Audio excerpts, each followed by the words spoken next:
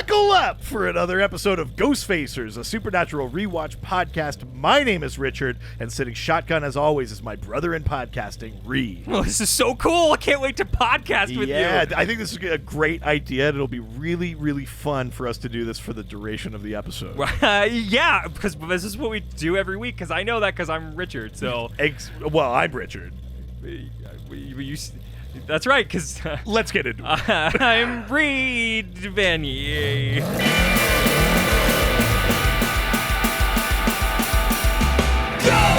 Ghostfacers! We're facing ghosts, where others will not, we're ghosts! Ghostfacers! Stay in the kitchen when the kitchen gets hot! Ghostfacers! We're facing nightmare, we're facing dread! Ghostfacers! We're facing faceless, we're facing dead! Welcome to Ghostfacers. Today we're discussing episode number 12 from season 5. Yeah, the normal way, I guess. I don't want to swap meat this episode. I always want to swap meat. I know. As soon as the mics are on, that's all you keep begging for. Yeah, can we swap meat? Just weird that you come with a deli platter prepared every week. Is it, though? No, it's not. It makes a lot of sense, actually. If you want to hear more about Reed's eating issues... It's not an issue. I like to eat. Yeah, why don't you listen to the album that just came out today? Are we doing plugs right up top? Well, I don't want people to miss it. I'm assuming that they skip this plugs at the end every week. Sure, yeah. Well, go to Apple or Spotify or wherever you listen to things and find the album Stand Up North, Shredded and Dead. Yep. An album loosely named for one of my bits. I mean, not loosely, very clearly It is named 100% named for one of my bits. Yeah. But it's a album that we recorded of a bunch of Yukon comedians. That's right. It's a Just for Laughs originals. They came up and so it's a bunch of us. I think there's 7 Yukon comedians. That's right. On the album, and I'm one of them. And check it out. And you just got the pretty track cool. that is the title It for the album. literally just dropped today, the day we're recording, July 3rd. So yesterday, if you're listening to this. Yeah. So you're already behind, so you better go listen. Yeah. A bunch. Yeah, this is like Stranger Things. Catch up. Yeah, and just put it on repeat. Play it while you're sleeping. That would be great. So I get that whatever, like 0.3 cents thing. Yeah, if you could just find a way to like put only Reed's tracks on a playlist and just play that, make it the just play it in the background. Yeah, it'd be really helpful, actually. But let's talk about Swap Meat. Yeah, which aired. Not to be confused with Swamp Meat, which is gator, I guess. Yeah, it's okay. Let's play this out, comedy boy. So, you like that swamp meat, oh? Yes, and... Oh my God, he's a professional, ladies and gentlemen. This is a professional comedian who's making money from comedy. I'm on a fan boat now, whoa! And then I brought out a gun. Michael Scarn, I know where the diamonds are. This episode aired January 28th. 2010, baby. Tice. A thing for only us. Another joke only for you and me. I was talking to somebody the other day. I was talking to Sarah the other day, a friend of ours, and she was saying it was funny when we make jokes only for us. There are so many jokes on this and the other podcast that aren't even from the other podcast. There's a lot of those. There's also those. But there's also things that we only say to each other to make each other laugh. Yeah. And like whatever. Yeah. You guys are all here too, I guess. Yeah, you can catch some of the laugh, but it's not for you. Yeah. This isn't for you. I'm locking the gates on our comedy. No. Lock the gates. It happened. This episode was written by Julie Sieg, Rebecca Desertine, and Harvey Fedor. Hey, it's Harvey Fedor. Yeah, he sells a bunch of discount hats. I got 6 boxes of these things. Oh. They look classy. They look casual. You can basically wear them whenever. Yeah, is that a fedora? It's a fedora. It's a fedora. Yeah. It's like a fedora, but less classy. Yeah. It is smoking a cigarette. Yeah.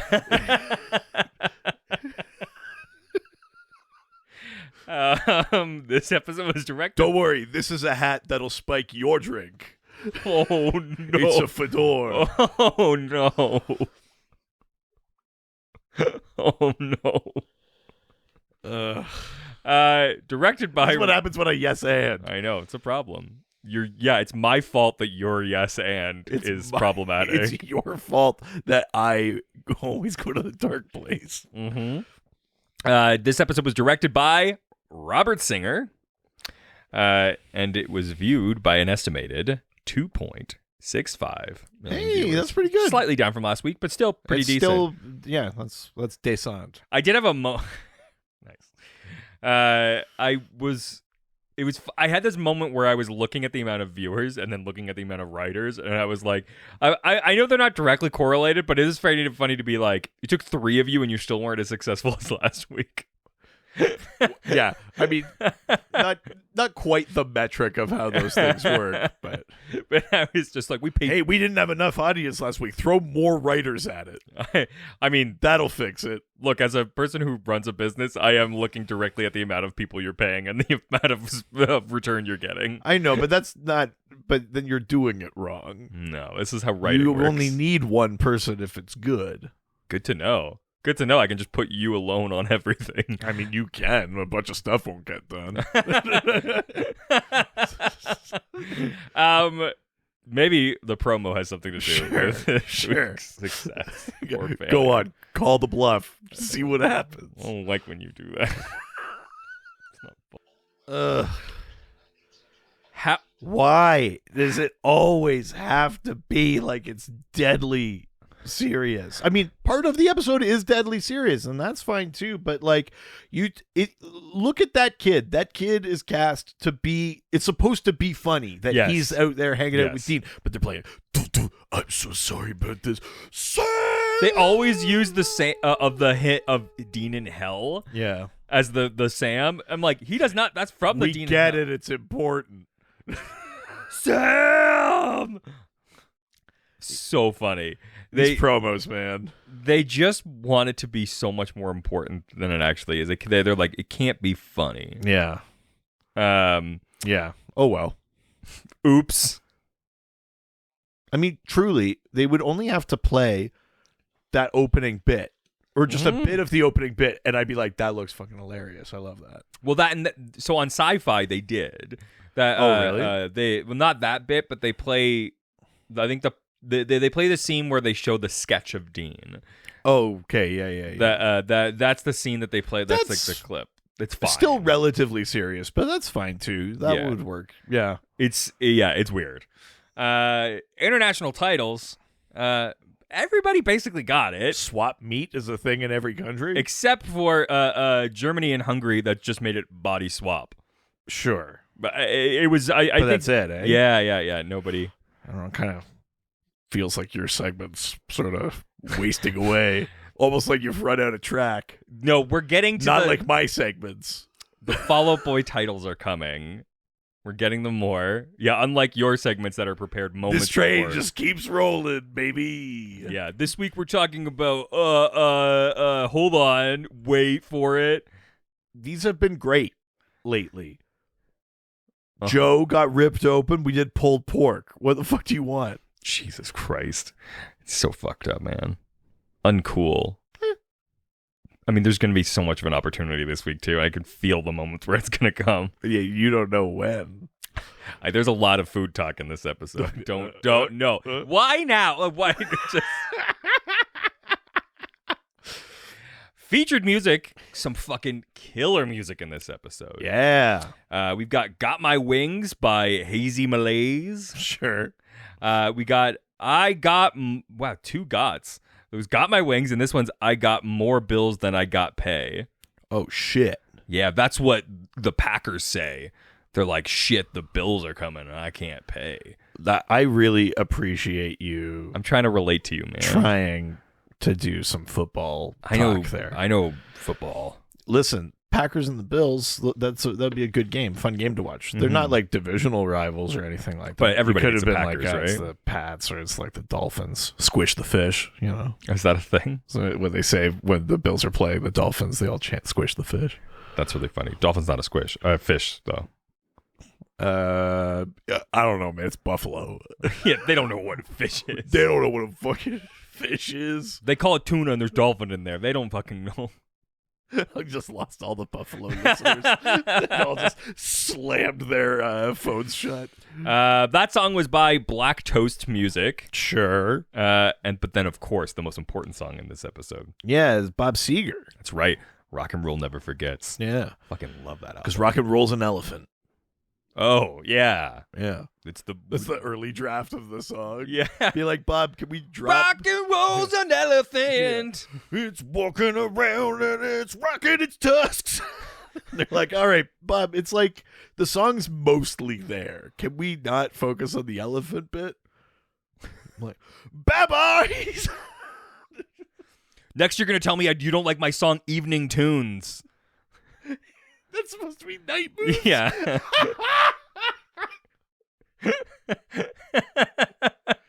Or my sad introspective song, Open the Book. Yeah. Turn the page.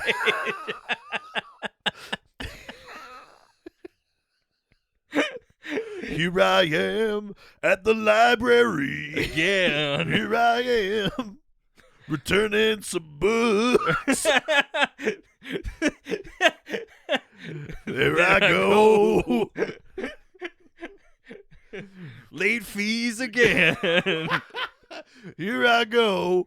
Open the book.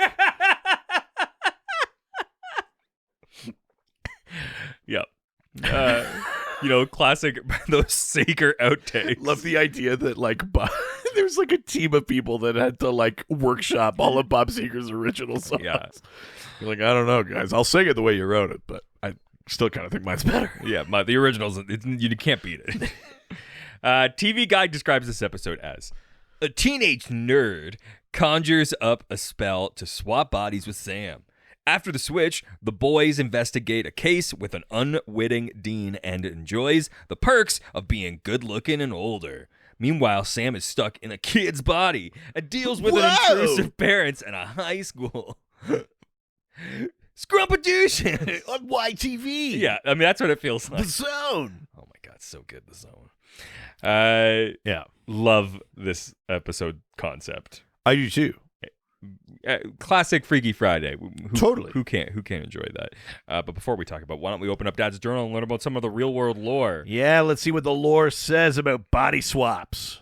Body swap. Yeah. Yep. No, I didn't have anything. Yeah, so body swapping or like mind transference. It's the idea of like waking up in someone else's body where you would still have, you would be you, your memories, your personality and everything, your knowledge, but you would have the physical characteristics of your new host. Some of the earliest appearances in fiction are from the 19th century. So there's a short story called Transformation by Mary Shelley, in which a supernatural ritual swaps the minds of a man and a dwarf. There's a short story called Avatar by... Is that what it's called, a short story? Oh, come on, man. Ugh. That's where the name came from. There's a short story called Avatar by Théophile Gautier. Oh, yeah. I love that movie. Yeah, it's about the Na'vi. Yeah. I mean, technically, that movie is also about mind transference of a kind. Yeah. Except that in that movie, it's into an empty husk. But Been there. we'll come back to it because that movie is a good example of a sort of scientific thing I'm going to talk about. God, I want to fill your empty husk. Good Lord. Jesus. Be like, hey, can I get one of these fucking avatars to just bring home? And then there's a story called Vice Versa. It's a novel by F. Anstey from 1882. Fancy? Yeah, his real name is like Thomas or something, but his like pen name is F. Anstey, and I think it's meant to be fancy. So in that one, it's a wish on a magic stone swaps the minds of a father and son. So there's some kind of early Western literature, at least, examples of body swapping. The fundamental principle, though, behind a body swap comes from the idea of a dualistic philosophy. So the idea that your mind and body are separate things.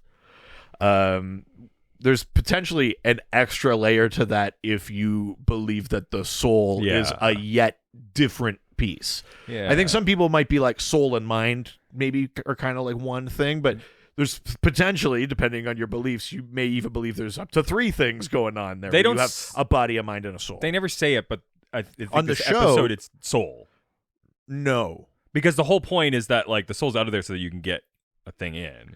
N- Because that comes out at the end of the episode. I disagree, but we'll get there. All right. The show, Supernatural, generally goes by 3s. There is mind, body, Mhm. soul. I have a different take on that. Okay. when we All get right. there. Okay.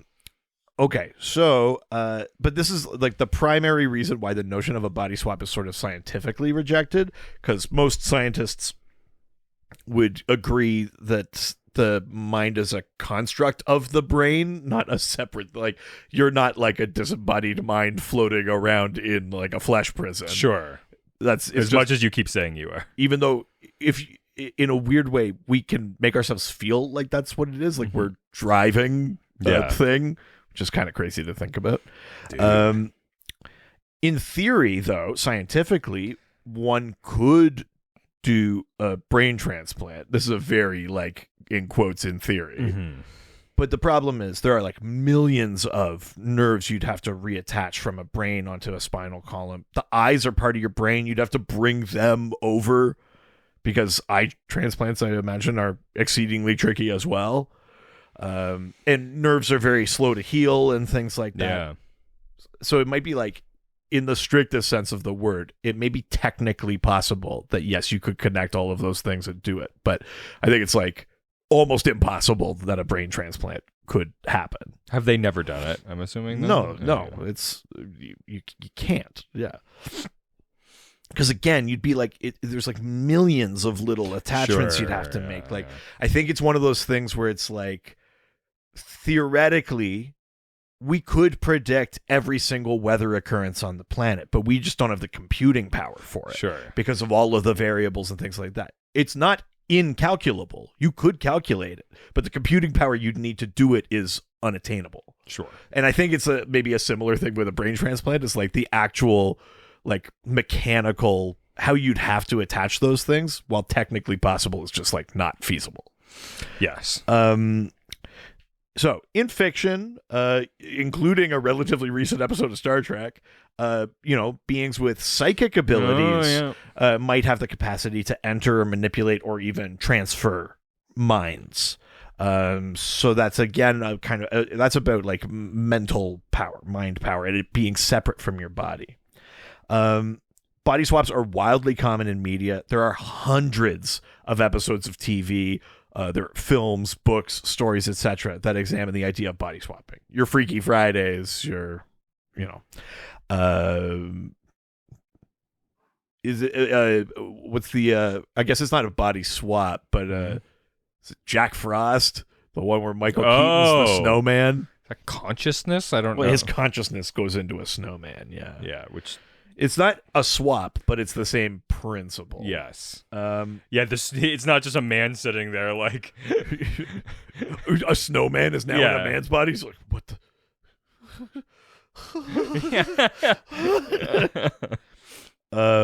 So here's what I wanted to talk about, and we'll swing back around to talk about the James Cameron Avatar. Okay. So, a study from 2020 explored the psychology of what swapping bodies would do to a person's psyche. Oh, okay. They were doing it kind of through the lens of examining like dissociative personality disorders and Yeah. things like that. So, in the experiment, they have 2 people hooked up to VR sets. They're people that know each other. They're friends.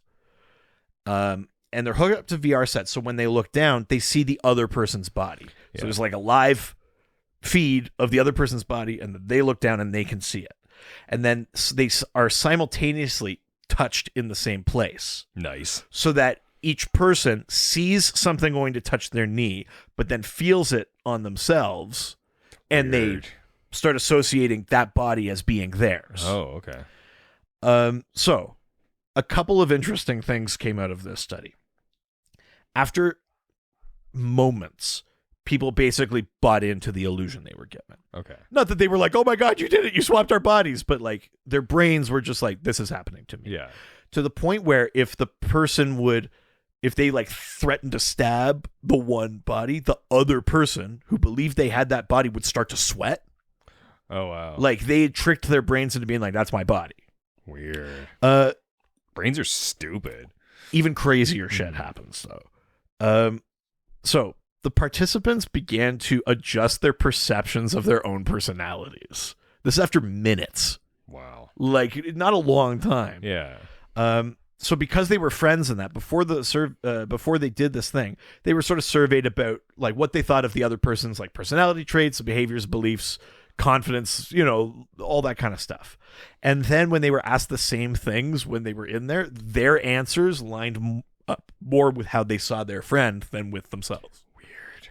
So they were asked about themselves, but they were adjusting based on the perceptions they had of that body. Weird. Yeah. And the experiment also had a noticeable impact on memory.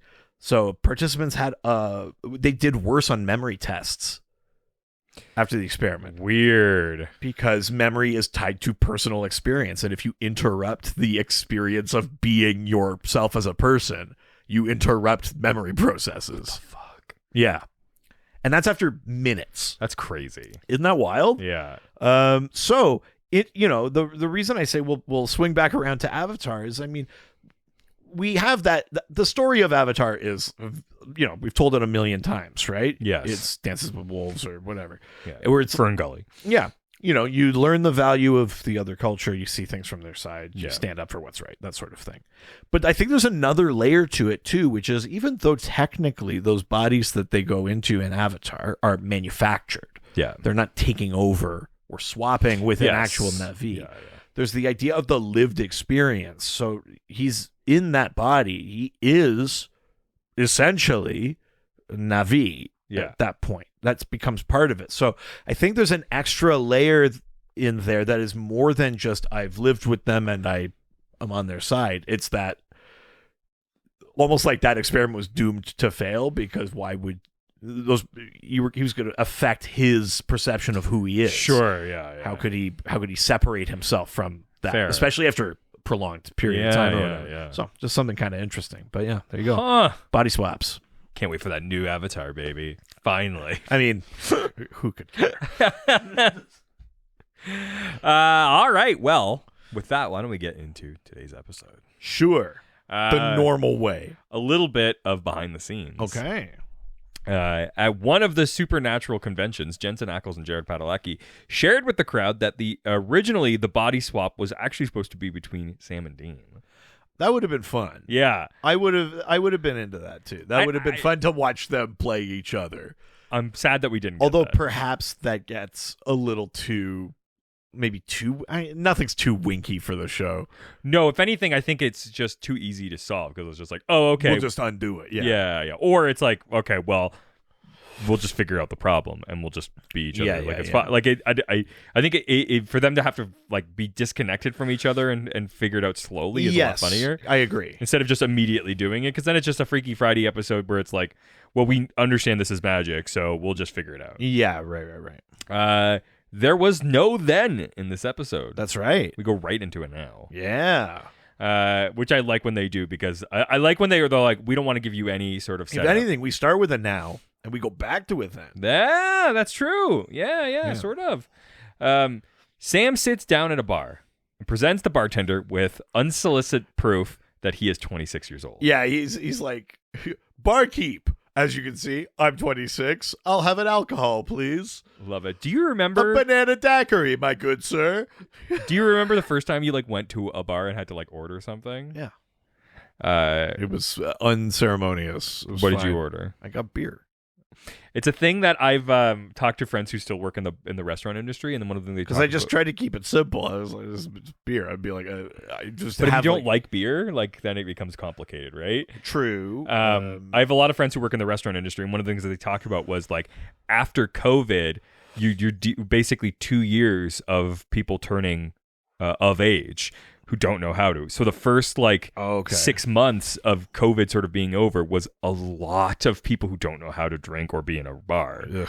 And so because the percentage is so high because you're used to staggering it across Sure, a year, yeah, right? But now everyone at the same time Yes. for that whole period of time is like, now I can go. Now I can go to the bar for the first time, and I Right. haven't in 2 years. And so one, they went buck wild, but two, they also Sure. didn't know how to order drinks. They didn't know what they were doing. It was like a nightmare, apparently. Yeah, I mean, I also don't remember there being a learning curve to ordering drinks. there You just go 100% and- is. There is not. You just do it like a human, and it's The, fine. the confidence of a white male. Yeah. You just do a thing because everyone in society is set up for you to do that thing. How are you saying there's a perspective other than this? I remember the first. Also, the way you said that made it sound like you are outside of that too, and I just Yeah. want to make sure everyone knows you aren't. It's you people that are the problem. What I think is funny, yeah, I remember the first time that I ever was like in a bar, and I was definitely underage. Sure. And I was like, it was like after a concert, I went with a bunch of musicians and stuff, and I was sort of just like, I was tagging along, and then they brought like a pitcher of beer for the Yeah. first time. It was the first time I ever had beer, and I was like, this fucking rules. Yeah. But I never knew like the differences between beers. I didn't know what I liked. Yeah. So that alone, But that's was not challenging. like the etiquette of ordering, which I think is relatively uncomplicated. Yeah, but you don't say I want a beer. You say I would. What do you like? If you have say what do you have on tap, which may not even know that term. So then you have to be Right. like, what kind of beers do you have? And then the person goes, what do you like? And you don't know. I always had one in the chamber. I would just be because I mean, that's always a I tactic. see what you're saying. I was always worried about being like, oh god, like what if I freeze up? Yeah, I don't want to hold people up. So I don't know why I picked this one, but I would just go Labatt Blue. I mean, of course, And you're a that good was old all- boy from Ontario. Well, I never really I'm surprised drank you don't that. ask for a Canadian. My grandfather was a Labatt salesman, which is maybe why I there it had that is. in the yeah, chamber. there it is. But like I do not like Labatt Blue, and many a time I'd go and it would just be too busy or something. I'd be like Blue, and I'd be like, damn it, I don't even like that, I don't yeah. want to do that, but I practiced it so much. That's really funny. I think a lot of my like discovering was just from having other people's drinks. Yeah. That would be a lot of someone just being like, try this, or like, I mean, I'm still to this day. No, I shouldn't say that. I was about to say I'm not really like a beer lover, but that's not true. I just don't like IPA. I don't like hops. I like stouts. I like lagers. There are like lots of things I enjoy, but the overwhelming dominance of the hop flavor in the craft brewery scene is like a real travesty to me. I Just make a fucking lager. It's fine. I mean, I like the Bonanza Brown in town, but that's one of my favorite ones. that's a good one. Yeah, brown ale's always really good. I like reds. I like. There's lots of beer I like, but for some reason, everyone's latched on to this stupid fucking double IPA bullshit a lot of flavor. of that flavor. Yeah. Which, if you don't like, it's like the equivalent of being like, why does all Mexican food have cilantro? It's like. I suppose, but not every beer is a double IPA. There's just a lot of them. But that's what I mean. Like that to me is like every craft brewery is like, and how do we show that we're a craft brewery? Dump a fuck ton of hops into them. sure. And it's like, all right, guys, like, you know, there's like a wider world of beer out there. Like, yeah. that's the thing I'm more frustrated by is like, why is this the thing that we're like, that seems to be the thing that craft breweries pretend is like beer flavor. It's like, well, if you don't like that, you must not like beer. I think You know, it's you a just response. like that corporates will or whatever. It's like, no, there are other kinds of beer. I think it's a response to the sort of the sour and like smoothie revolution that had Yeah. happened and like ciders. Because I like wit beer. I like there's all sorts of good stuff out there. But I mean, yeah, and then cocktails are a whole other thing where I like very much did not know how to order cocktails forever. I think there was a really awful drink at this bar I went called a double mud, and it was one of those things that was just like, it's everything in there, it's swill, but it will fuck you up. That's And you like can getting only- Rocky Mountain Bearfucker or something like Well, that. yeah, it was like $8 and it would fuck you up. And Yeah, so yeah. that was sort of the thing everybody in this one bar would get. Sure. And I could never deal with it. And so I just like, Yeah, I mean but that's also with just like we're just here to get drunk. Like there's no enjoyment I remember the first time I had a Tom Collins, and Yeah, I would love to see a 19-year-old order a Tom Collins. oh, I was all about them. Somebody had like shown it to me. I love that, you insufferable hipster. And so I would drink Tom Collins forever. I love that. And then I just started asking for a Tom Collins without the lemonade and just a lot of gin, and I call it a Phil Collins. I like an old fashioned. Yeah, I can't do brown liquors. I like a bourbon sour. Yeah, I can't. Yeah, I've never. I Been able to do them. I like martinis. I mean, that's a new thing I just got into. But Gotta be dirty though. I love a dirty martini. oh yeah, I Gotta get that fucking brine in there, baby. I want it as dry and dirty as possible. I mean, there are like drinks that I get, but I don't necessarily often just go out to order that. But I've been at fancier parties and stuff like that, and I always appreciate having like a good martini or something like that. The best. But yes, so he orders a banana daiquiri. Listen, probably is fucking delicious. I mean, yes. Sam seems very happy to be there. Yes. A blonde woman sitting next to him, a fucking smoke show. I had feelings. I immediately was like, yes. I mean, She's like in her 40s. She's got a career. oh my God, she knows what she's doing. Yeah, she's lived a life and can show you it and Oh, will. God, Yeah. I mean, I don't go for blondes, but yes. I mean, I don't not. I guess beggars can't be choosers. How dare you? How dare you? I'm a famous comedian. Oh yeah, that's true. I apologize. Never mind. And she introduces herself as Crystal. That didn't feel like it matched. No, it didn't. I wanted her name to be like Susan or Oh something. my God! Yes. Sorry. I work Sorry. she works at HR. I bet. Yeah.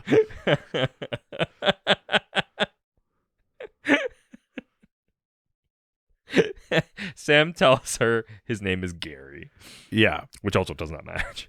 Yeah. She tells him what a stunning looking man he is. And he's like, I know. He's like, right? Sam seems to have taken on a younger, nerdier demeanor along with his alias. Yes. Yeah. Uh, I gotta say, yeah. we said it maybe even last week. Give Jared more fun stuff. It's true. He's good. He is fun. When you let him do shit like this, he's fun. Yeah. When his overacting can be used for comedy, it's well done. He's great Yeah. in these moments because this woman is basically like, hey, do you want to go? Do you want to get out of here? Do you want to get out of here? He's like, but I just sat down. I got my drink. She's like, do you want to get out of here with me? And then he's like, do you mean to do the sex? And she's like, yeah, I guess. Yeah, that's sort of the idea. She's just like, this guy, all sorts of red flags now, but he's so hot, I will just do it anyway. Is this what like really hot guys are actually like anyways? Probably. Yeah.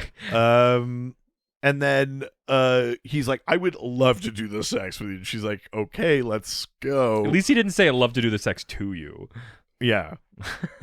Near. I'd like to be in the vicinity of your sex, please. I mean, there's a keyword for that. Ooh, Susan. As they rise to leave, the point of view shifts from their reflections back to the bar, mirror side, and we see that Crystal has been communicating with this nerdy kid. Yeah. Which, listen, very fun, but it's the big problem. Yes. You know. Everyone knew we were going to talk about this. Yep.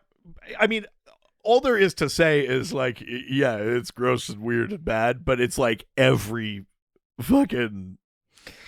It's yeah. It's just what all of these stories always come back to for some reason. Yes. I guess maybe because it's part of the wish fulfillment thing. Because it's like, oh, he's like a frustrated, horny teenager. If he was just like a full-grown, hot adult, you know what I mean? But like the act itself is like weird and problematic. But like I guess it keeps making it into the writing because that's the idea, or it's a writer's idea of what would a like 16-year-old kid want to do, yes. sort of thing, which is maybe not untrue either. In my mind, it doesn't happen. I know it does, but they never confirm it. Well, no, and the episode's very wise to keep a wide berth from that. And the way they present To be honest, of all of the weird areas that different episodes of Supernatural either skirt or go through, this one's handled pretty much as well as it can be if it's being included at all. Exactly. We'll get there. So you know what I mean? Like, it's in there.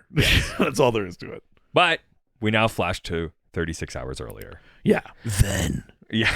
I guess now, then, soon. Then. Oh my! Ooh. Sam and Dean are in Housatonic, Massachusetts, visiting their former babysitter Donna and her family. Yes.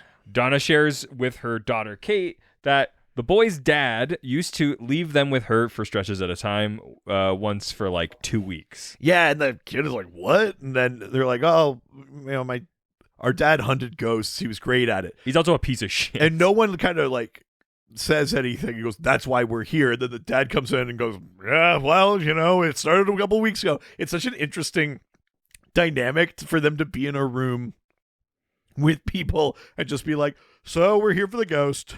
Yeah. I kind of love it. I do too. But yeah. it is a little odd because there's no convincing. They're just like, and honey, that's why they're here, because of the ghost. And like, no one says you're crazy, mom, or bullshit like that. You know, the daughter has like these words. I think it's murdered child like scratched into her stomach, and apparently there's like, it's like a poltergeist situation or whatever. So they're like, you guys take a vacation, get out of this house. We'll hunt the fucking ghost.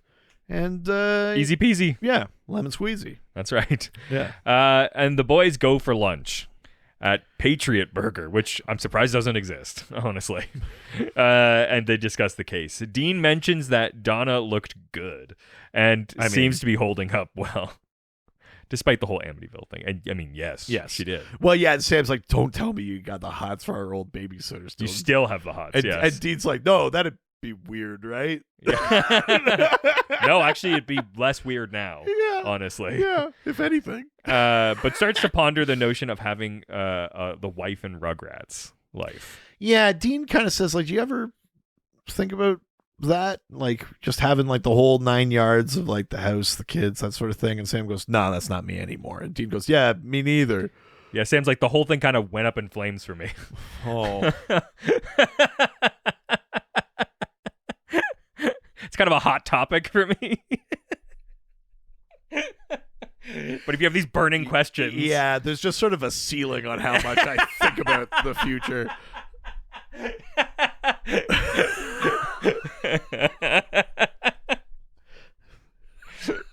It's really seared into my memory.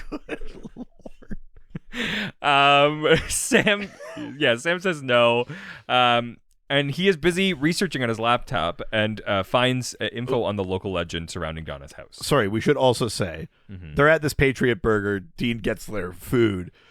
Dean's order is listed off as like a double whatever bacon with like chili cheese fries, blah blah blah. And then there's all the kid that brings it out is the kid we saw at the beginning. Yes. He's working there, and he's like, and like a health salad shake. And Dean's like, "I know, it's not for me." I like this like judgment from the kid. It was just like, yeah, we just have this like Sam is like putting salad dressing in and shaking it and eating the salad. And I mean, he's being. I mean, it's also like. It's the thing where, remember for a bit where McDonald's over pivoted and they were like salads, and it's like, and then at a certain point, even they were like, "Listen, we'll put the calorie counts up. We'll, you know, try to source things from slightly better places, but like we're McDonald's. Like you come here for McDonald's." They kind of like they overcorrected, and then they were like, "Oh fuck it, we don't need to carry like 7 salads. Like just go somewhere else." I know. I remember for a while everybody was making like sandwiches and salads, and like that was a thing for a bunch of places that I worked. It was just like, come on, that's not what this is. Those options need to be out there somewhere. Yeah, but is everyone's responsibility to have that? No. I do think there is a responsibility to have something in your genre for, have a gluten-free option, have a Yeah. vegetarian option, something like that, but it can still be gross. You know what I Yes. mean? Like there should be a gross gluten-free option and a gross vegetarian option or whatever. I mean, they could be good. Some of us need No, gluten-free. I need to feel like a piece of shit. Yeah. The piece of shit I am. I was kind of like, Sam, that's a fucking cream dressing. Like, you may as well be. That's also what I thought too. Yeah. I was like, whatever. I mean, whatever he's doing, it's fucking working. Oh my God. You see his arms in this episode? How could you not? By the way, that we've was that. officially pivoted into being thirsty for Sam. I think we're gonna be here for another season or so. It's Sam season, baby. Oh, yeah, the season of Sam, Yeah. the summer of Sam. Oh my God. It is. It's this, yeah. Get your summer of Sam shirts in the merch store. Yeah, you can fucking as Juicebox said, you can fucking shove his fist up me and puppet me. Jesus, Yeah. good lord, we should get Juicebox back on. So in the 1720s, it was this house was actually owned by a man named Isaiah Pickett. Yeah. Who supposedly Great hung old timey name, very good. Yeah, you're absolutely right. Isaiah Pickett. Yeah, Yeah. you can't not say that name like that. Yeah, It's perfect. Who hung a woman named Maggie Briggs in Yeah. his backyard for being a witch. Yeah, They surmise that it's probably Maggie's angry spirit inhabiting the house. yeah. But still don't see the significance of the message "murder child." That legend had a typo in it. It was the 1700s. He just hung her for being a bitch. Yeah. I mean, He yeah, probably did. that 'Cause was it was that, the 1700s. yeah, that's what you called. I mean, that's Yeah, she's a witch. yeah, with a capital B. If you know what I mean. Witch that won't stop fucking nagging. Yeah. I don't know. It's Satan or something. Conjuring spells. Yeah. It's just potions. Yeah, it's something like yap, yap, yap. I don't know how the spell went. I'm pretty sure it was Latin, whatever it was. Yeah. Something like "How was your day?" Oh, no. Jesus Christ. More like that was beer. How long ago do you think the 1700s were? Long enough that I don't know how they talked. Yeah, there you go. Yeah. Sam decides that he will go check the town records. As Sam and Dean talk, the restaurant cashier stares at Sam from behind the counter. Yeah. Longingly. I don't know. Menacingly and Yeah. longingly. Well, yeah, it's kind of neither in a weird way. He's just like intrigued. Yeah. He's interested. Yeah. That evening, Sam walks down the street as he tells Dean over the phone that he couldn't find proof that Maggie Briggs ever even existed, Yeah. much less where she's buried. Yeah. He turns into a park as they decide to resume the investigation. A in the park that morning. I was convinced was a graveyard. I mean, yeah, it is supernatural. I'm surprised it was. I don't know why. Something about just the layout of it. I was like, is that just like a random fucking cemetery on a single plot of land in the downtown of I mean, I'm this sure town? those things like exist in like Massachusetts. They but- exist all sorts of yeah, places. yeah. Like little tiny ones in the middle of nowhere. Like Yeah. that, yeah. And he hangs up. Yeah. He stops walking when he hears a strange noise around him. And suddenly, pegged in the neck by a tranquilizer dart. Easy. yeah. He gets tranked, and he kind of goes, "No." It's a good Yeah. like tranking reaction. I do like it This happens because he kind of has a like, oh, no, come on, because he knows what it is, right? Yeah, like yeah. it's not like if it happened to us, he's like used to shit like this in his life. and he passes out, and then the next thing that we see is Well, he's inside of we see him but dressed in the like fast Patriot food, Burger, yeah. the Patriot Burger uniform, just like waking up in a ditch. Been there. He starts walking down the road. Yeah. And suddenly we see a police officer pull up who calls him Gary Frankel. Yeah. He tells him that his family this is kid worried didn't have a sick. chance. Gary Frankel. I know, yeah. Oh, God. Sam is confused as to if he means Dean called for him, but follows his suggestions and gets inside the car. Yeah.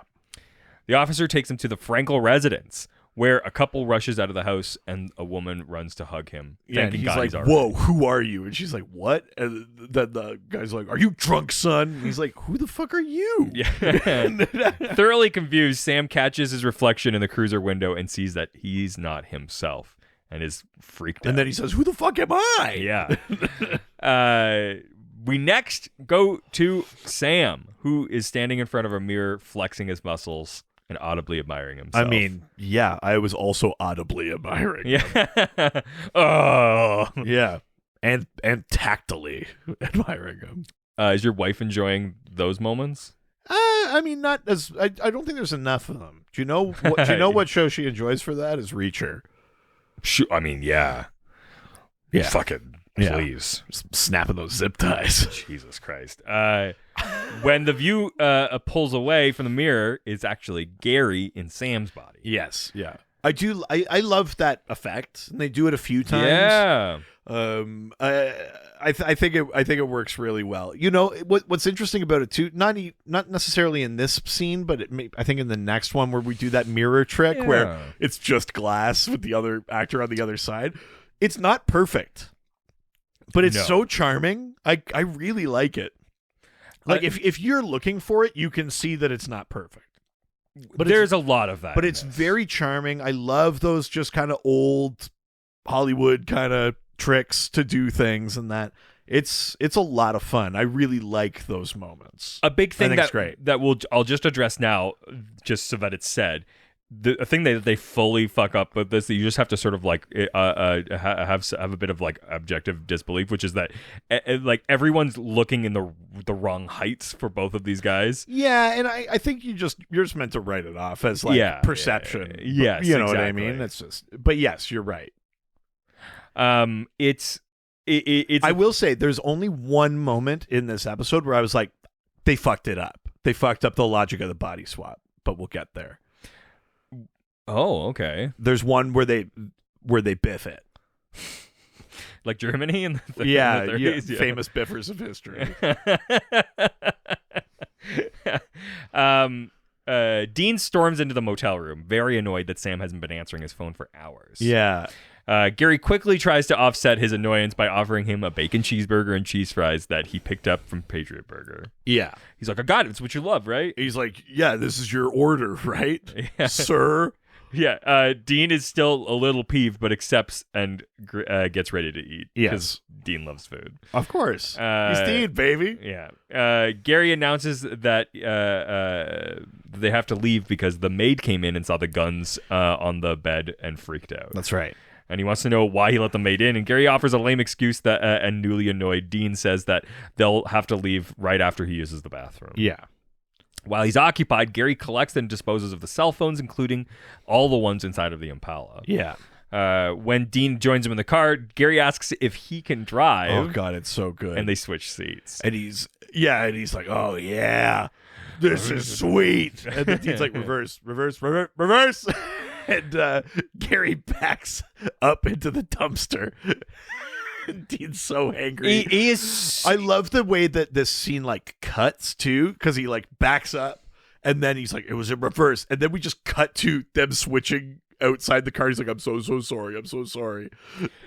It's a very well played moment. It's very funny. I love this like it's there's so many good little bits like this. Yeah. Where it's like clearly like it's just it's what you want from a body swap. It's great. And what I love about it, though, is that I love the conceit of it where we only see what the body looks like kind of in a mirror or something like that. Yeah. So we just get this kid going on adventures with Dean, basically. It would also be fun if it was Jared acting like silly, the way we saw in that first scene. That would also be fun.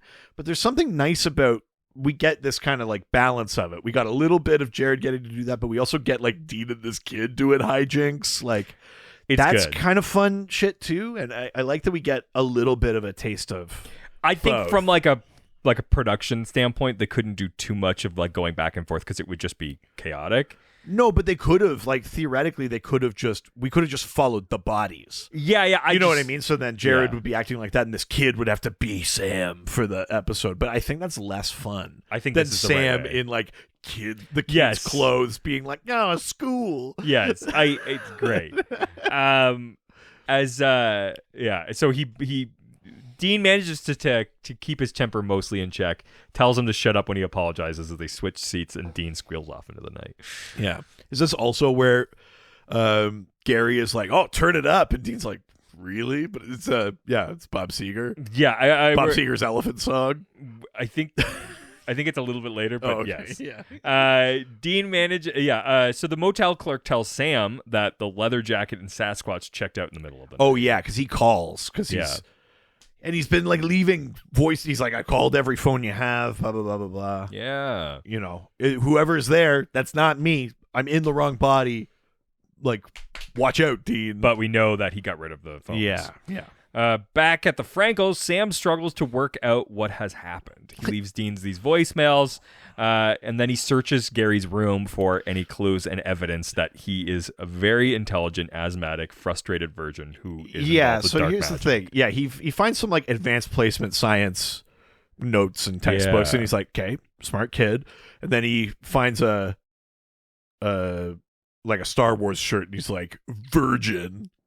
Which is like, Sam? Really? Sam is gonna chirp people's personal choices? I That know. that feels like a Dean line. It just felt out of character. I agree with and then that. and then he pulls out this box from under the bed. There's a issue of Busty Asian Beauties, and It's he goes, not- frustrated virgin. It's not only just an issue of that magazine. It's very specifically the same one that Dean got at the gas station in episode 1 of season 4. But then Sam finds like some like pentagram, like demon kind of shit, and Yeah. a knife, and then he's like, "Oh, damn it! He's Dark you magic. kids and your goddamn occult." Yeah. And then Sam like cataclysmically fails to pretend to be this kid at breakfast. Oh my god. Yeah. He finds that his dad, Gary's dad, Yeah. is still very annoyed about Gary's behavior. Yeah, he's like, you're drinking, you're smoking drugs. How does this fit within the plan? Yeah. Getting into MIT, becoming an engineer, Sam. Doing the things I couldn't. Yeah, well, yeah. There's a lot of that energy from that dad. And I like Sam immediately declares that he couldn't give a rat's ass about the plan. The family's reaction reminds him that, oh yeah, he's in this kid's body. Yeah. And he just sassed his dad. So he tries to recover, but rather clumsily, trying to He's like, gather have you info. seen like a creepy book of magic? Am I good at Latin? Have I been distant lately? And his mom's just like, you're very good with languages. Ugh. And then he's like, have you ever noticed me with like maybe an old leather bound book? If any of the neighbors' pets maybe have turned up missing. And that's I mean, truly psychotic things to be asking Yes. in that context. insane. And then after breakfast, Well, and then he's like, he goes to just take a bite of toast, and the mom's like, "No, you're allergic to wheat gluten." And then smash cut to toilet flush, bathroom door opens, Sam comes out holding his guts. yeah, I don't know. Like usually like I have an allergy to wheat gluten, and it's mostly just like makes me phlegmy. That's dairy that does that to me Well, I don't know what to tell you. because I'm cool. Yeah, what's cooler than different allergies? Yeah, than food allergies that make my tummy rumble. Oh no. But as he's walking into the bathroom, his sister Sydney confronts him and is just like, "Why would you bring up that old creepy book at breakfast, knowing that like you'd be grounded for a decade if they Yeah. ever found out what you were doing?" Yeah, and then he's like, "Sydney, where's the book?" Very funny. But he finds out that that he's been keeping it at school. Yes. A totally fine place to keep pentagrams and shit like that. Yeah, normal. So Dean and Gary are now walking down the street discussing what needs to be done for the case. Dean says that they'll spend all day on the tombstone roll. Yeah, since trying to find Maggie Yeah. Briggs, and then Gary goes like, "What, like the witch?" And Dean's like, "Yeah, the fucking case." And he's like, "Oh no, like the legend says that she's hung or whatever. She's buried in the basement of that old house." Blah blah blah blah. It's kind of interesting that like this kid who's both local and Yeah. obviously into the occult, Yeah. he learns all this stuff, and then Dean goes, "Huh?" And he's like, "Oh, I researched this last night." And Dean goes, "Okay, good job, I guess. Let's go." Yeah, and well, we find out that she wasn't killed for being a witch. It Yes. was that she had became pregnant with their illegitimate child and buried in the basement of the house. Yeah, super Uh, fucked up. Dean realizes that this explains the scratches on Katie's abdomen. Yep. And is confused by all this work, and they decided they're going to go to the car and go to Donna's house. The fact that Sam tells him to turn up the Seeger, this is the moment Yeah. where that happens. There is a funny moment here, though. Elephants. Yeah.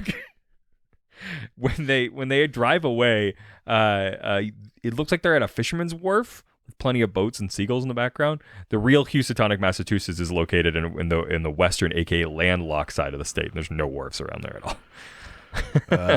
Yeah, it's not honorable to have one here. What? That was a wharf. Oh, wow, Jesus!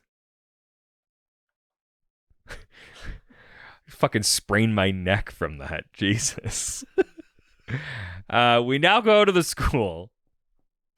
At school, Sam is leaving yet another voicemail for Dean and is approached by Trevor and Nora. Trevor and Nora.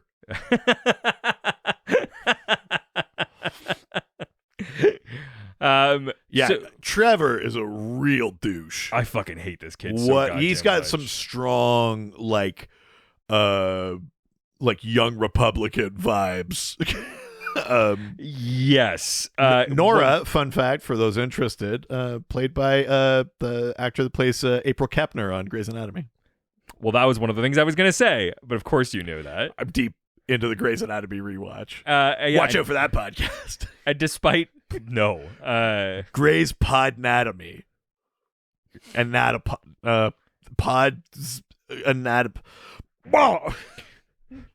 Apotomy. Despite playing a high school student, Sarah Drew, Nora. It's Replays Anatomy. That's what it is.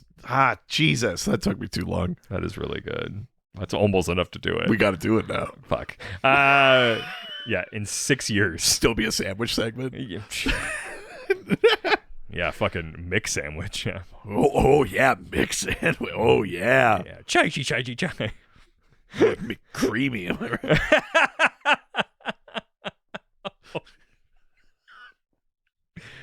Are you happy with that? No. Yeah. The actress is 30 who plays Nora. At the time? Yeah. God, I see. I wouldn't have thought. I mean, she was definitely older than high school, but I would not have thought she was 30. Yeah, she was 30. Yeah. She was 30 then. Yeah. God, she doesn't seem it. I know. Easy.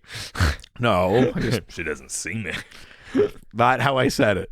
Ow. She doesn't seem it. Weird, Reed. Jeez. You're gonna really chop this up in the editing.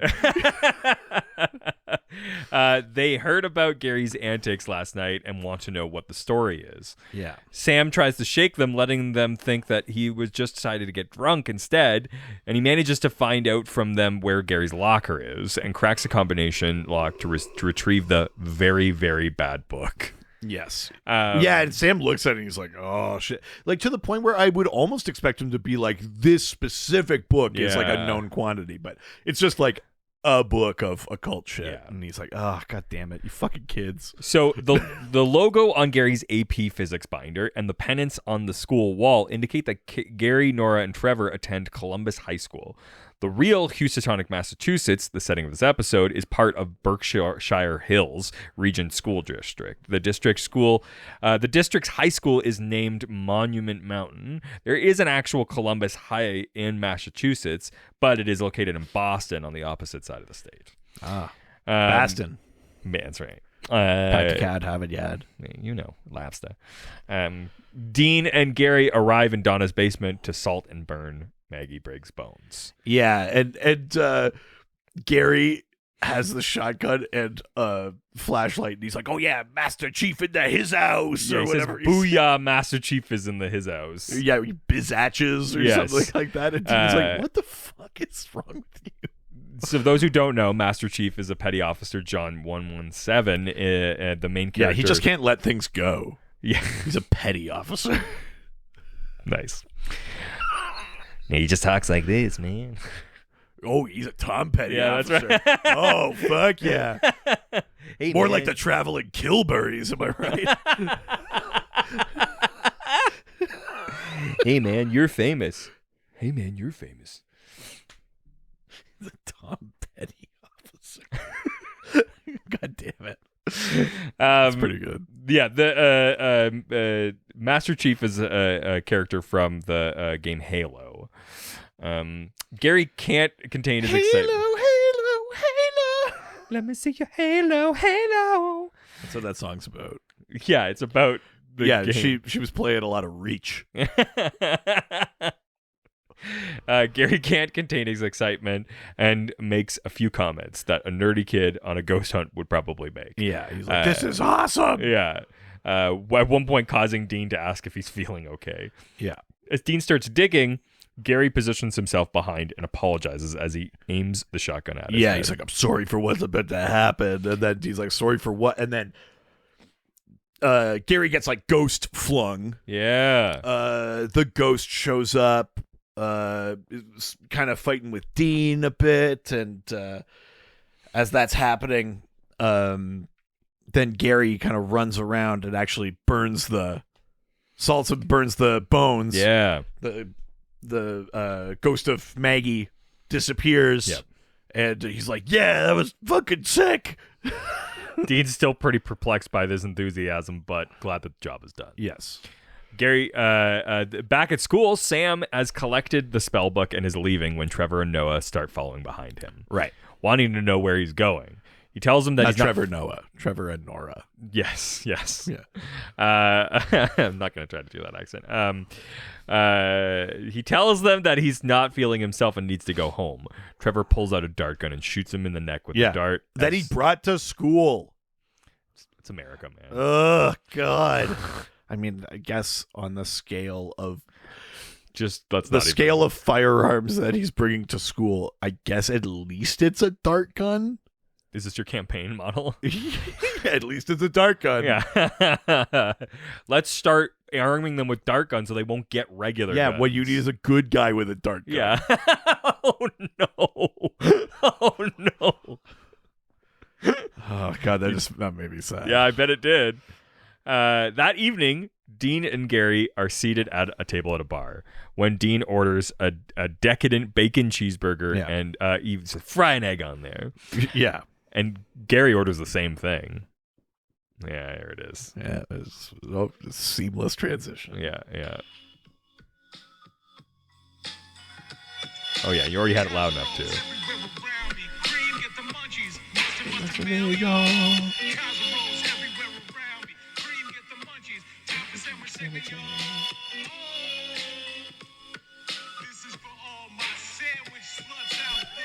So aggressive.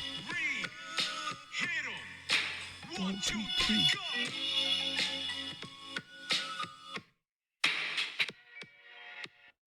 That's right. It's time for the Supernatural Sandwich segment. Awesome. Wow. I know you've been waiting with bated breath. We've already had so many burgers this episode. I know, and we've talked about burgers already in this segment. But here's the question for today's sandwich segment. Is it just going to be, do I put a fried egg on it? No. Okay. If we were out Okay. getting food, Uh-huh. what could I order that would let you know it's not me and my body? Oh, oh, the salad shaker.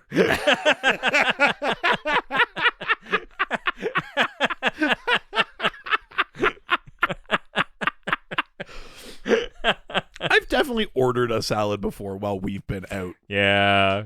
You're Getting trying to watch food. your figure. Yeah. Watch it grow. You actually ordered breakfast at a fast food place? Yeah, that'd be weird for me. Yeah. I don't really do that. No, you don't. Because I don't really like eggs. No. I mostly don't like cheese. Especially don't like American cheese. Yeah, you're right. That would be like either someone else is in my body or this is my, like, I'm being held hostage. Be like, oh, I got a breakfast burrito at McDonald's. Extra eggs. Yeah. You'd be like, all right. You'd be like dialing 911 for me. I'd take the gun out and shoot you. I guess you could do that too. That feels like not plan A. No, you're right. It is. Yeah. Either way, you're in a better mood. True. Yeah. You know, when you put it like that, I think we're going to be all right. What about me? I think it would be that you would order something on the menu and make no substitutions. There'd be no version of like, can I get that without the ketchup? I want 3 pickles, not 4. Can I? If you just ordered something, you're just like, however it comes normally, then I'd be like, oh, Jesus, who the fuck are you? Know your value. Order what you want. That's not how things work. Order what they make. And if you don't like it, don't order it. Have it my way. It's not everything's a Harvey's. Should be. I mean, yes, but until that glorious day, Till the fast food wars. until Canadian burger chain Harvey's wins the fast food wars. It's the unsuspecting one though. I can't believe Harvey's hasn't made more of an inroads into the States. I know. It's Subway and Chipotle, but for burgers. It's incredible. Before either of them Before existed. either of those, we're doing that. Yeah. No, for me, it would be that you would order something just completely the way it comes on the menu. There'd be no but no egg, or actually, I want double thing. Actually, in a separate bag, could you put the tomato? I'm gonna add it myself later. It's like, oh, can you make those buns with fucking rye grain instead for me? They'll do it if you ask.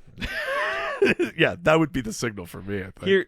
Here's the thing, though. If someone else is ordering for me, I don't ask for all of those things.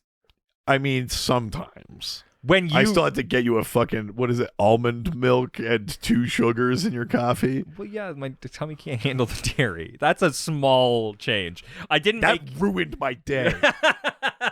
A double win for me, I guess.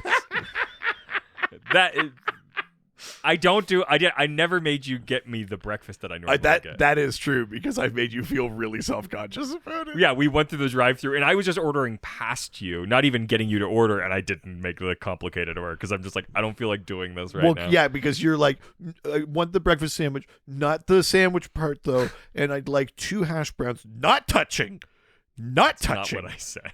You put them in the bag, but don't you fucking look at them, and I will know if you did. You put them in the bag, and I'll assemble it later. By the way, sing Ave Maria as you're fetching all of this for me. It's just for the vibes. Imbue it with the Holy Spirit of song. It's for vibes. Thank you. Yeah. Well, there you go. That was the Supernatural Sandwich segment. And I feel great.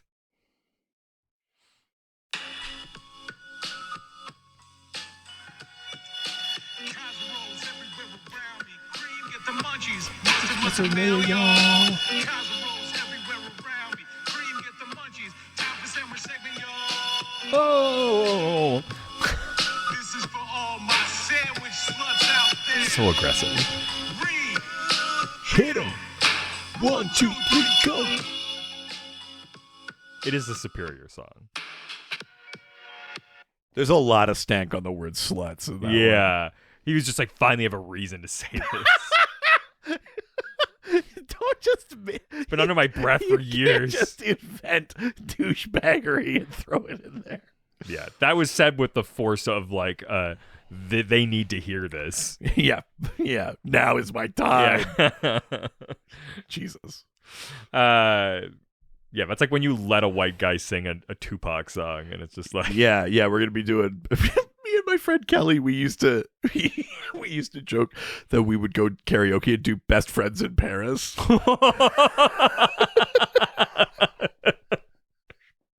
Just make everybody uncomfortable for There was 5 another minutes. thing. I think it was maybe when Straight Outta Compton came out, we found out that the writers were almost entirely white or something like that, Really? and we were picturing the meeting where they're sitting down with Ice Cube and that my would be God. well, we're doing your story, and it'd be so here's the bit where they go, Straight Outta Compton, crazy motherfucker named Ice Cube from the group called With Attitude. And we're say it. Yeah, I do like that idea. That's a good sketch. Yeah. Just I don't want to. Yeah. So yeah, we go, ball so hard, motherfuckers want to find me. Got my best friends in Paris, and they're going gorillas. So funny. So Dean asks him deadpan who he is and what he has done with his brother. Yeah. Gary briefly panics. Well, after they do the he orders the same thing. Well, actually, no, he doesn't ask him Yep. that there. Yeah, Because it's not until He later in immediately the asks motel him. room. No, he asks him in the bar. I But promise you. he's not saying it that way. No. He's just saying you're acting weird, Sam. Yes. Yes. Yeah. like the episode did, and I'm not claiming that that's not what he was doing. I think we all know what you meant. Immediately defensive. That's so unlike you. What are you talking about? But yeah, Gary panics and manages to deflect by answering with a question. I eat bacon cheeseburgers, don't I? Yeah. Anyways. And he's like, this is good. You're a good guy, Dean. This was a good night. a great and Dean's day. like, he's like, can't I just be happy about this? And Dean's like, yeah, I guess you Just can. a run-of-the-mill fucking hunt. Fair enough, I guess. And he hesitates before taking a sip of his drink, recognizing that Sam being in a good mood, but is not really his style, though. Yeah, and Gary is like, we don't do this a lot, do we? He goes, we should. And Dean's like, yeah, we're actually drinking together, huh?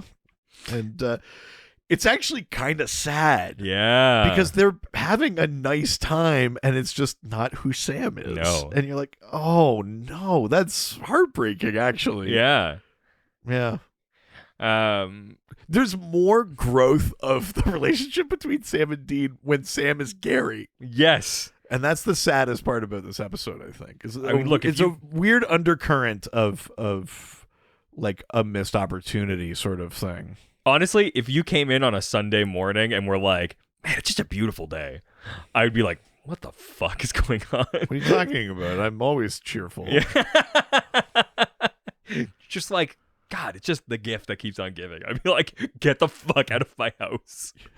Good morning, good morning. We slept all night through the morning. Just shaking a fucking salad thing. And Oh, yeah, shaking us out. I went for a jog at 5 a.m. get out of my friend. He's pouring salt Yeah. down my throat. Give him back! Give him back! Get out. But Gary says it's the new me. And then he adds, it's nice to do a little ass kicking for a change, you know? No matter this stupid plan, no matter how much he fights it, like, it's nice to just, like, be the one on the fucking fighting side for once. Yeah. Which, like, Dean, of course, thinks he's referring to, like, being the vessels for Lucifer and Michael. Yeah. And he raises a glass in toast of agreement. Yeah.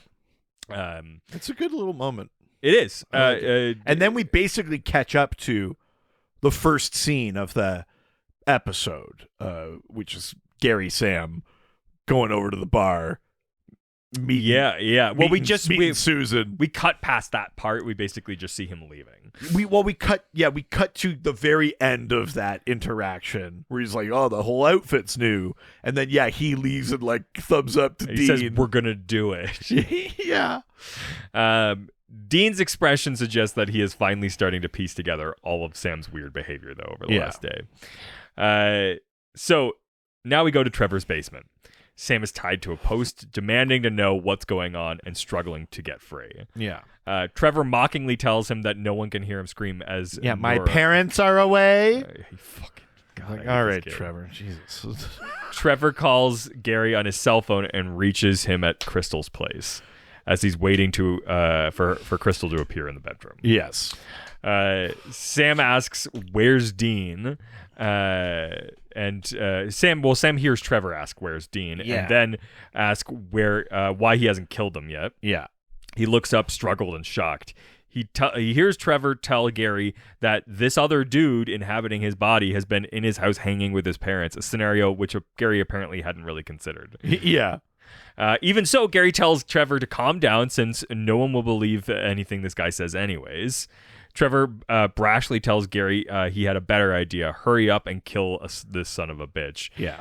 Gary tells him that he'll do it and not to rush him, but he is clearly distracted as a leather-clad Crystal enters the bedroom, cracking a riding whip. Hello, nurse. I was like, gulp. Yeah, I mean, He does say, I'm in over my head. I'm way over my head. Which is the part of me that I think goes, he's not going to go through this. I think that's probably the way to read it. Because he never makes any claims after about going through with it. It's true. And I think that's the way to read it, is that he's like, you know what? I'm not ready for this. Yeah. A lot of things are happening at the same time right now. Exactly. Trevor hangs up, unconvinced that Gary has the beanbags to carry out the mission, but Nora expresses faith in him. Yeah. Sam demands to know how they even know who Dean is, and Yeah. Trevor informs him that Dean's Hell's Most Wanted. Yeah, and then Sam's like, oh, you morons have been talking to demons. God damn it. You just why can't you play with a regular Ouija board or something? So funny. He tries But to yeah, convince so them that he they've has no decided- idea what they're dealing with. They've and decided that they're going to like kill Dean, cash in on the bounty. turn him over. Yeah. They never actually outright say it, but I think there's always the implication that like these are the kids that like are supposed to get into Harvard or whatever. So maybe they're going to be like, you're going to Well, they do make enough comments because they're like, you want to get into Vassar and stuff, right? yeah, So- and like stuff like that. So it's like that maybe what they're going to try and trade for is that. Although when the ultimate time comes, that is not what is being traded for. No. That's the greed, I think, yeah. getting in the way. Yeah. Trevor is not forthcoming with the details, but Nora finally interjects and tells Sam that one night they were goofing around with a book, the light started to flicker, and Gary went into a trance and started to draw something. She shows Sam the sketch that resulted in a very accurate portrait of Dean. Yeah, and then Trevor's like, Gary can't even fucking draw. I do like so there was a All thought right, that I had all right, in this Trevor. moment, which is like you could say magic, but I always think about like it's like a possession thing. So I just like the idea that it's like find the demon that can draw, that can like make this kid draw properly. Oh yeah, it would be like the demon has to. Yeah, be able to because draw. you have to be able to draw to be able to make someone draw properly, right? Like at a certain Right. point, you have to like understand Yeah, they're shading like- and like Yeah. They're like Beelzebub, get over here with your cross hatching, like. or it's like he's sick. We just got to get someone else on it. It's just like a stick figure Yeah. comes through with Dean written under Yeah, it. and it's like Gary could draw better than that. It must not be him. It goes both ways. There's a demon who's worse at drawing than Yeah. Gary, and the drawing comes out even Oh worse. my God, something's really wrong. I kind of only do watercolors. You guys have watercolors around? Yeah, he goes to draw and he's like, "Oh, this I isn't don't really really my, do a lot of work with charcoal. this isn't really my medium. Can you guys Yeah. give me some other materials? Fetch my clay wheel. Yeah, do you guys have some magazines and some scissors?" He's doing a collage.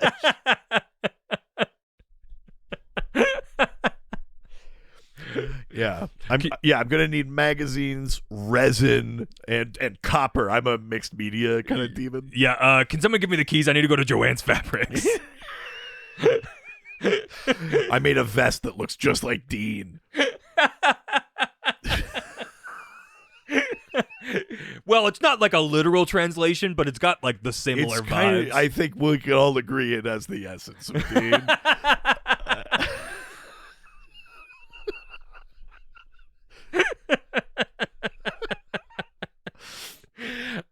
So Nora adds that Gary told them that he heard a voice in his head saying that the demons were putting out a bounty on Dean and were communicating it to every witch and Satanist in the country.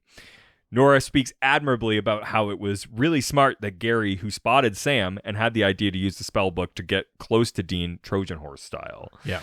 Sam tries again to convince them that making deals with demons and killing like, someone. We're all gonna get fucking killed. But also, like, you're crossing a line that you cannot come back from, and you can see a little bit of Sam's like, "Hey, I drank demon blood. Like, I know about crossing a line or two. yeah. Like, he trusts me. It's not worth it." Like, oh, come on. His plea instills enough fear in Nora for her to suggest to Trevor that Sam may be right, but he only becomes more irritated, and she's Yeah, he's also just like, losing I'll do his it nerve. myself. Yeah. Trevor finds a demon summoning spell in the book and tells Nora that he's Yeah. turning these punks over and getting paid. Yeah. And so he does that. So he does a Yeah. Latin incantation, which translates to, "We must attend them to bind them patiently, and must be solved, and to gather together them before I." Sure. Sure. When he's done with the recitation, that's the word. I've never said that before. I could tell. He turns and sees that Nora has collapsed. He ignores Yeah. Sam's warnings not to touch her, though. Yeah. And is And, surprised uh, that she's got yeah. black eyes. Black eyes. Yeah. Baby. And we cut away. Yeah. We're back at the motel as Gary enters a darkened room quietly and thinks that he sees Dean asleep on the bed under covers of blankets. It's the old pillow Dean trick. Because, the camera swings Yeah. around and Dean's there in the dark and he punches him. And he's like, who the hell are you? And he goes, ow!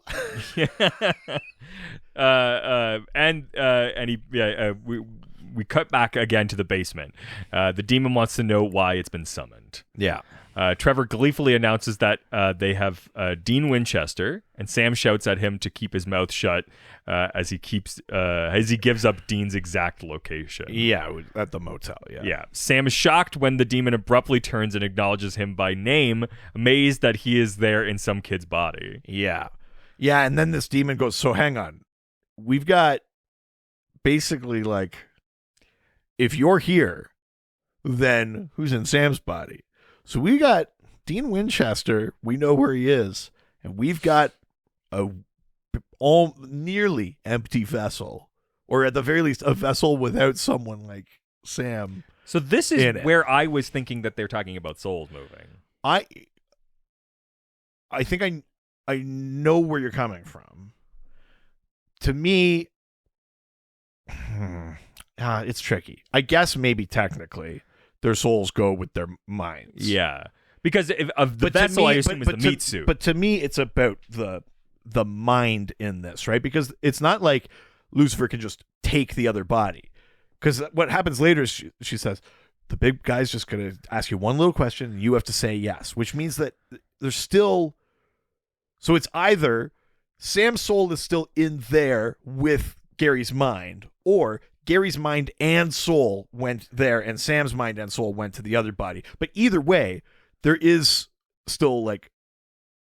the mind has to accept 100%. I think that the thing that I always think about is when they talk about, and I don't know if that's even come up necessarily on the show, but when they talk about what a demon is, it's a corrupt soul. Yes. And so the soul goes into people's bodies and like overtakes them. And I think that's the idea is the consciousness and soul, at least on the show's perspective, is sort of wrapped up together a bit. Well, except we'll get to it next season. Well, yes. Okay. They are separate. Yes. Which I think is why I was like, well, which is like what's happening? Yeah. And maybe the show doesn't know in this situation. It probably doesn't. I think you're right. But it's very impressed to find out that in addition to Dean, Trevor has also Sam's meat suit ready to be possessed. Yeah, and Trevor's pushing his luck. He's like, so now I would like to discuss payment. And Sam is like, just shut up and run. Fucking idiot. You get out of here now. Jared does such a good job in this moment of just being like, you fucking idiot. Like, shut the fuck up. You're amateurs. Gonna die. Yeah. Like, he's you can genuinely see that he's like both annoyed, but also like, you're just a kid. Like, shut up. Trevor's like, I'd like my payment. And the demon says, you have my eternal gratitude or whatever. He's like, no. Like, I did a lot of work. I busted my ass here. Like, I want stuff. And he goes, oh, I'm sorry. Like, well, what do you want? It's like $1 million. $1 million? Why not 10? You're like, all right, 10 million. Like, okay, that's great. Counter offer. Yeah. Pulls, like, just fucking stabs him through the heart with her hand. Yeah. And then, like, licks the blood off. Very different from Kepner. Yes. Kind of hot, though. Yeah. Not because I know she's 30. Easy. That's the part that is important. But Dean now has whimpering Gary tied to a chair. Yeah. And Dean is listening to all of the voicemails. This is the part where they fuck up the logic of it. Tell me. The voicemails are in Sam's voice. Yes, absolutely. And I was like, shit. Yeah. Damn it. Yeah. And I think you could make the argument that for us, it's supposed to be the perception thing again. In the way that we've been watching Sam in the voice. Yeah. We know that these are voicemails left by Sam, so we're going to hear them as Sam. But 100%. I think it's because Sam's not in the scene, and it's about Dean hearing these things. Yeah. It really feels like it should be Gary's voice. Yeah, it does. It's the one piece where I was like, fuck. Yeah. And it kind of felt like a misstep. Like a fuck up. Yeah. Yeah. That was my one bit where I was like, shit, you didn't quite get it. Yeah. He tells Gary to either start talking or the waterboarding will commence. Yeah. Gary sputters apologies and begs for his life. Dean gets him to calm down and tell him that Sam is in his friend's basement, his friend's parents' basement, and to reveal that he's actually 17 years old. Yes. Suddenly, Dean is flung backward across the room and knocked unconscious. Gary turns confused to see Nora, but then she reveals her black eyes. Yeah. Kepner's back, and she's pissed that Hunt fired her. Jesus Christ. She had to go back to the farm. Mick Smokey. Oh my god. As the demon unties him, it tells Gary he's earned anything he wants, and he says he wants to be a really powerful bitch. Yeah. To quote the 1700s. The demon knows that he's feeling powerless over his life, the plan that his father has laid out for him. There's just one small formality. You got to meet the big boss. Yeah, your satanic majesty Yeah, or he's whatever. like, the devil? He's like, yep. And he's going to ask you one little question, and you're going to say yes. And he goes, I don't need to bother him. Yeah, he's the devil. It feels like he's got bigger things going on. I don't know that that's what I wanted. Yeah, I don't think I wanted to meet the devil. I just wanted to be paid by him. Yes, yeah. As Gary considers this, Dean comes from behind and takes a swipe at the demon with a knife, but fails to connect. Yes. Gary watches Dean getting kicked repeatedly until he catches Dean's eye and decides he's going to start reciting an exorcism. I really like this moment. Yeah, it's such a because fucking Gary, cool moment. again, smart kid, good at languages, and is obsessed with the occult. So he starts doing an exorcism thing, and the demon's like, "Are you trying to fucking exorcise me?" And then Dean picks up where he leaves off. Every time the demon tries to turn around and take a swing at them, they trade who's doing the verse of the thing. Dean ends with like "adios, bitch" or something like that, and then Gary corrects him with Adinos. Adinos. Yes. And then they exorcise the demon. But I love the framing of it, that it's like, it's a very cool moment. Yeah. It's like this is a very nerdy, stupid thing to say, but it's like doing with words the like Cap and Winter Soldier fighting Iron Man thing, where it's like they're kind of trading, and it's like they're kind of doing this hot potato thing of who's doing the exorcism, and they're teaming up on the one demon. Or Lord of the Rings, the counting while in the battle. It's, a little like that too. Yeah. So I really like it, and I like that there's, Gary is clearly good enough to pull off a body swap thing. I like that he could do this too. Like, there's almost a part of me that's like, does this like set him on a path? Does he like become on? You know what I mean? I liked that scene, and I like that there's a bit of a resolution to the fact that Dean and Gary actually work well together. Despite it being weird. Yeah. They work well together, and I like that we kind of can end with that for them before we resolve the episode. And I think it's a really good moment. I really enjoy that. I definitely like that too. Later, Sam in Gary's body is now present in the motel room and seated on the floor across from Gary in Sam's body. Yeah. Gary is carrying out the spell reversal as Dean and Nora look on. When it's over, Sam hurries over to the mirror and declares that it's good to be back. He's like, oh, thank God. Gary does not agree. It's like that. I mean, I'm glad they didn't do this, but this would have been the moment where Sam would be like, did I get whipped? He's like, I gotta. That's very funny. Dean slowly approaches him for a word. He lamely offers "my bad" as an apology. Yeah. And he's like, that's not nearly good That's enough. not acceptable. Yeah. And informs him that if he was a voting age, he would be dead by now. Yeah. Because we kill witches. Yeah, like Gary glances over at Sam, who nods annoyingly as well. Yeah. And so he's like, so smarten up.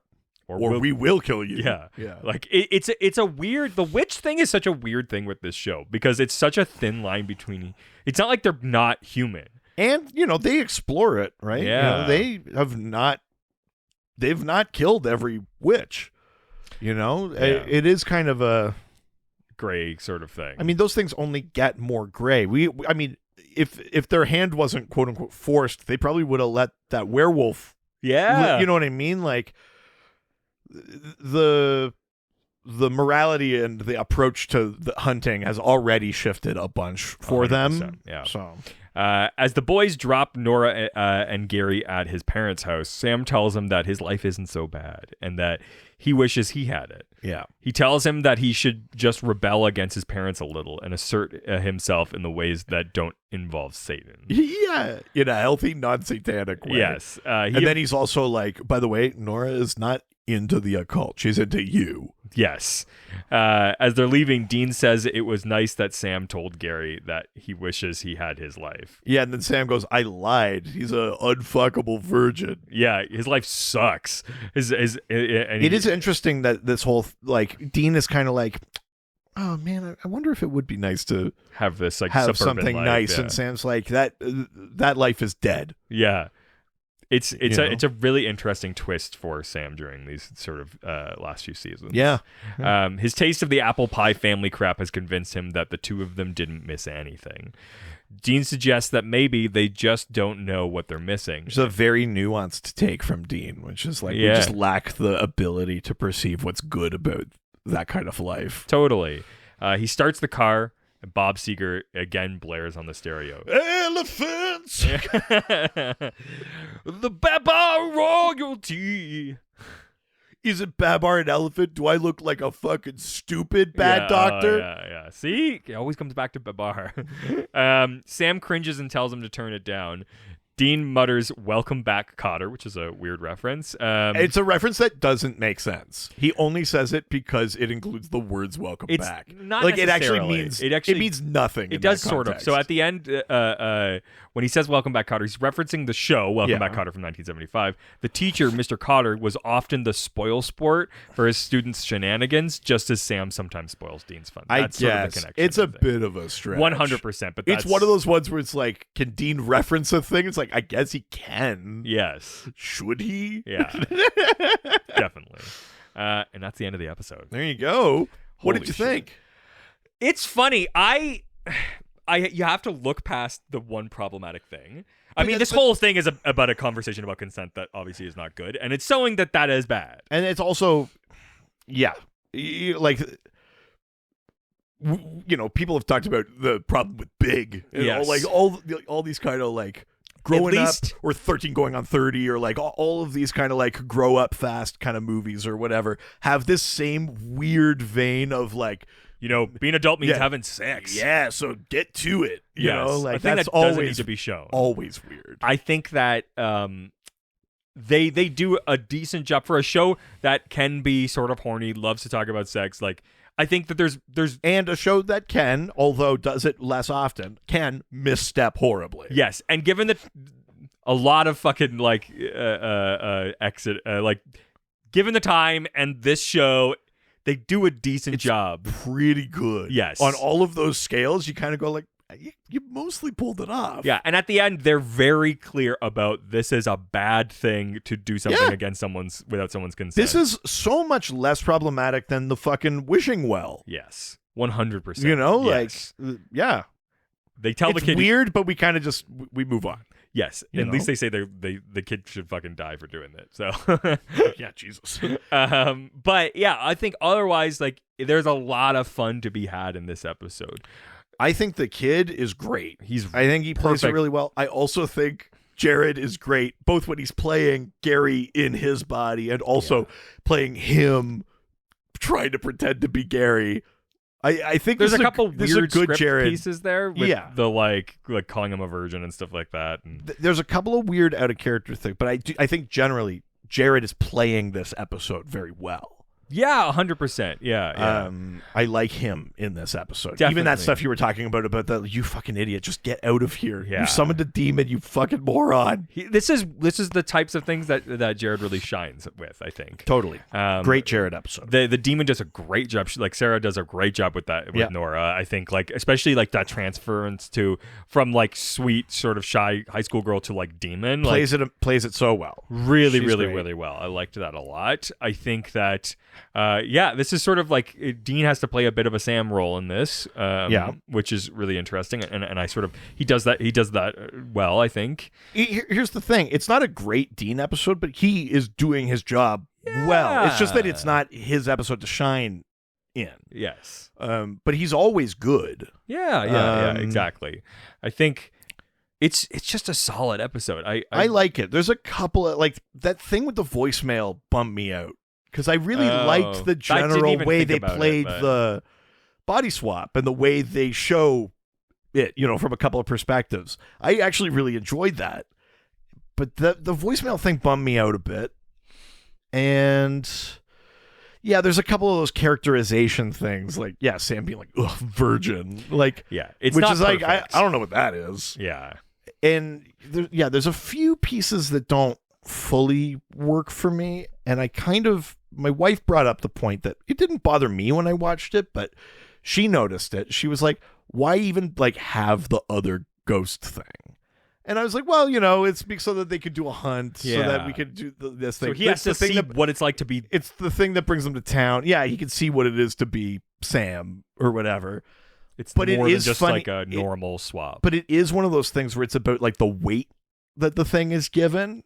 Like we spend so much time on the setup. We know these people. They called us in for this. Sure, As opposed to it just being like we start maybe in the burger joint, the body swap happens, and then we just kind of catch up, be like, we've been here for days trying to track down this thing or whatever. Yeah. They I think especially because that person's supposed to be their old babysitter, you're like, okay, we're going to learn something about.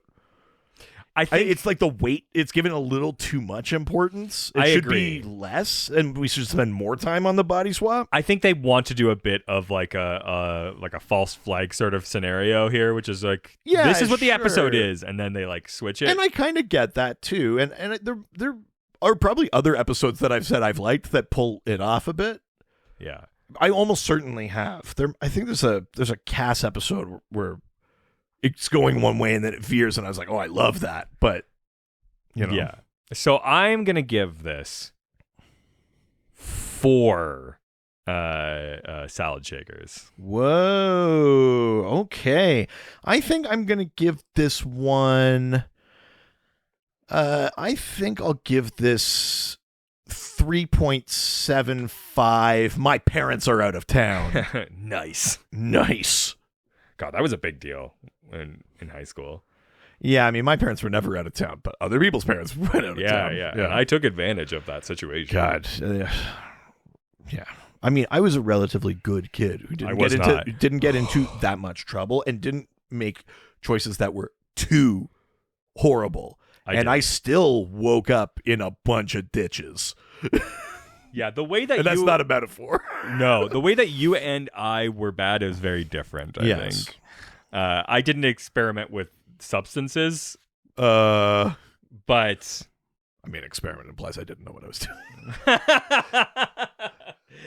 yeah, I didn't enact cause and strategy on substances. Yeah, thank you.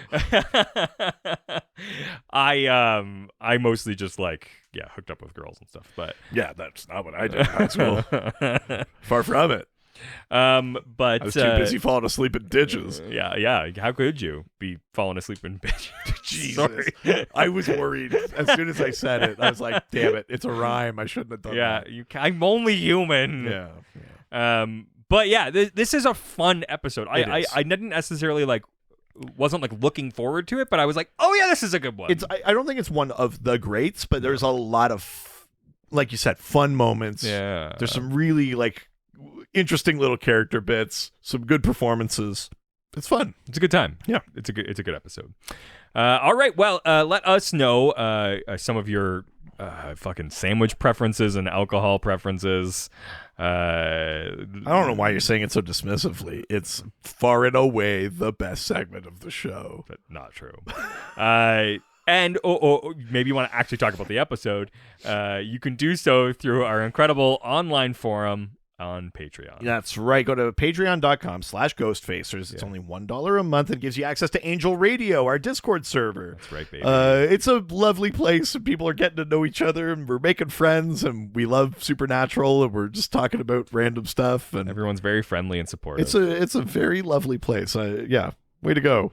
Way to go, all of you. Yeah, or maybe you want to send us a note for about a past or future episode, something that you Yeah. noticed. Maybe you have very specific expertise. in a Dr. thing. Christine, brain transplants? Oh my, yeah. That's fuck yeah. Let's summon Christine. Yo, yeah. In nomine. Yeah, to Spiritus, to Dude. Doctor. Oh my God. Yeah, let us know where your very specific industry knowledge can be placed into this show. Yeah. I wanna know. Anybody here work in a mirror shop want to weigh in on a Bloody Mary episode? Yeah, hell yeah, Yeah. yeah. Does it also show when? What kind of insurance would Mr. Yamashiro have had? Yeah, do mirrors show your spirit inside someone else's body. Yeah. And if you work at a mirror shop, let us know. Yeah, for reasons. Yeah. You can send us an email to ghostfacerspodcast@gmail.com or reach out to us through our various social media platforms. We're at GhostfacersPod on Facebook, Twitter, and Instagram. Don't forget to subscribe so you can get our episodes in whatever feed that you listen to us every single week. That helps us out. And while you're there, why don't you give us a 5-star review?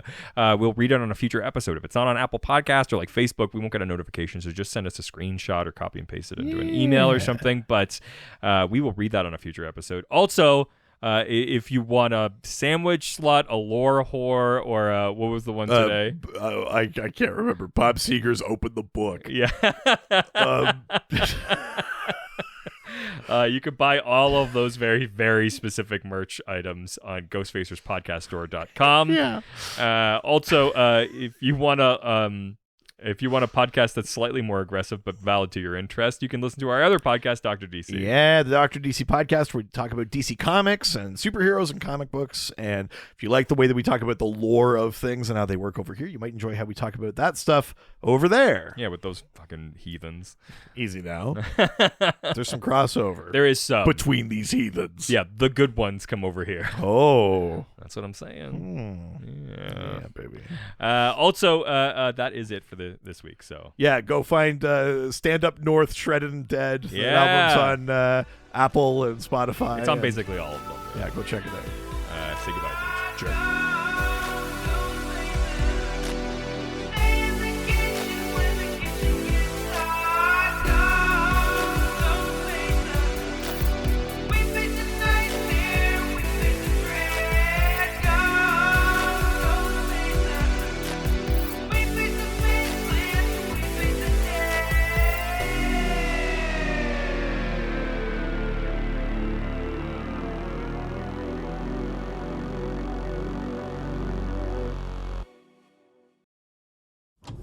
This was a Brain Freeze podcast.